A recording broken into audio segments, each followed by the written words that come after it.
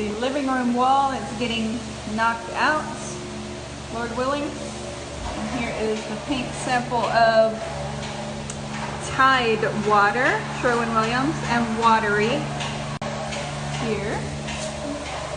And here. Alright. This will be knocked out, Lord willing. And stove will be put on that wall. Hopefully that wall will be knocked out, and like I said before, this wall will be taken out. And we plan to put a pantry here. Okay, hey guys, the beam is in.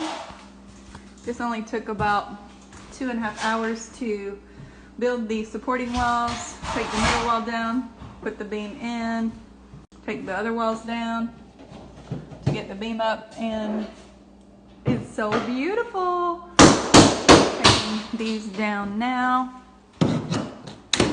Well, whenever we get it done. Because somebody put the kitchen in the middle of the stove in the middle of the oven, middle of the kitchen oven. So it can't stay there anymore. It's getting rehomed to this side for now.